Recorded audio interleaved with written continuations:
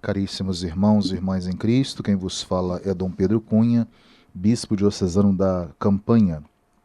Hoje é o quarto domingo do tempo comum, dia 3 de fevereiro, onde nós encontramos o Santo Evangelho de Lucas 4, 21 a 30, aquela célebre passagem da concretização do texto de Isaías 61, onde Jesus, portanto, vai à sinagoga de Nazaré, e ali, portanto, Jesus apresenta os meios que usa para se revelar como Filho de Deus. Hoje se cumpriu esta passagem da Escritura que acabaste de ouvir. Jesus, na verdade, ele segue para essa sinagoga de Nazaré na força do Espírito Santo. E assim ele inicia o seu ministério. É muito importante salientar a presença do Espírito Santo no Evangelho do evangelista Lucas. É um traço muito marcante. E assim, Jesus se apresenta como a realização da palavra de Deus, ou seja, a realização da graça, a realização da palavra de graça que traz, então, a bênção de Deus e o cumprimento da promessa. Por isso, repetindo Isaías, ele enviou-me para proclamar um ano da graça do Senhor, além, é claro, de mudar esse ano da graça, transformar, portanto, a vida de muitas pessoas, sobretudo aquelas mais necessitadas e marginalizadas na sociedade de então. Então, ela possui, portanto, a sua raiz num passado, esse texto, essa passagem da Escritura. Porque também nós temos aí a imagem da promessa feita em Isaías, que é um traço muito marcante nesse evangelho, e as figuras de dois grandes profetas, o profeta Elias e o profeta Eliseu, que se atualiza então esta mesma palavra. O profeta era o homem da palavra, o homem de palavra no Antigo Testamento, e essa palavra então vai se atualizar no aqui e agora, ou seja, no hoje, em Jesus.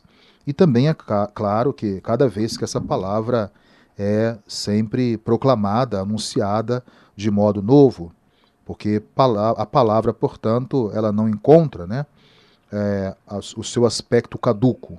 Jesus quer mostrar que ele é uma palavra que não caduca, é uma palavra viva, uma palavra eficaz. Então, segue-se, portanto, um dado interessante que é a pergunta. Quando Jesus consegue expor e explicar bem essa passagem de Isaías, não é esse aí o filho de José? Muitos vão se admirar. Como é que ele pode ensinar com tanta maestria, com tanta autoridade? Isto implica, em certo sentido também, uma rejeição de Jesus como Messias, que era um Messias simples, um Messias comum, um Messias despojado, um Messias conhecido do povo, nascido no meio do povo. Mas o povo, portanto, esperava aí um Messias espetacular, triunfalista, capaz de ações muitas vezes miraculosas e mágicas. Então o provérbio que nós conhecemos bem, médico, cura-te a ti mesmo, quer dizer que Jesus não é capaz nem mesmo de libertar os seus próprios familiares.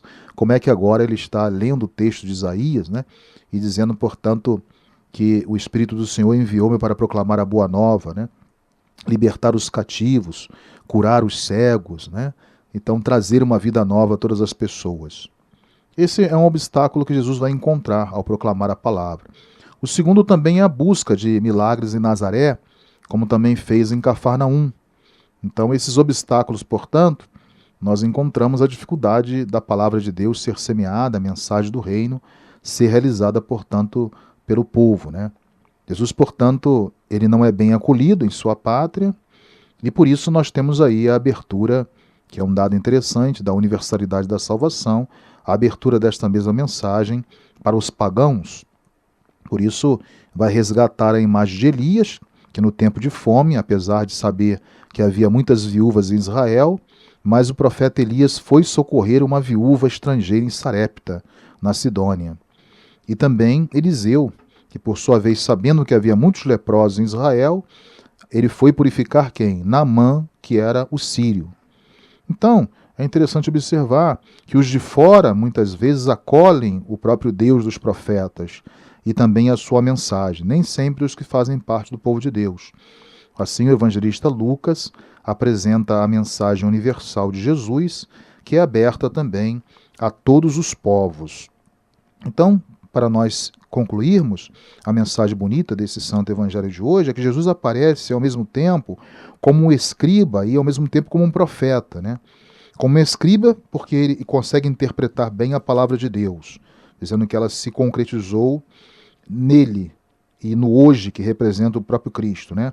E como profeta, ele atualiza essa palavra. A palavra que, como eu falei, ela nunca consegue encontrar, é uma palavra que nunca caduca, né? A palavra de Deus é uma palavra que nunca caduca, e Jesus, portanto, é essa atualização, né, da palavra de Deus.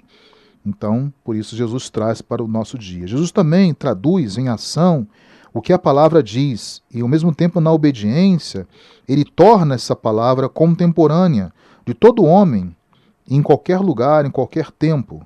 Ele é o perfeito ouvinte da palavra e é também o ouvinte que realiza, né, permitindo que também essa palavra mostre toda a sua potencialidade. Por isso Jesus é assim descrito como filho obediente do Pai. Ele é a realização de cada palavra que sai da boca de Deus. Na verdade, ele é a palavra. Ele não só ensina com a autoridade dos profetas, mas ele é mesmo a palavra de Deus, viva e presente, né, feita carne por nós. Então, para concluirmos, a igreja e cada cristão, né, devem sempre atualizar a palavra, proclamar essa palavra.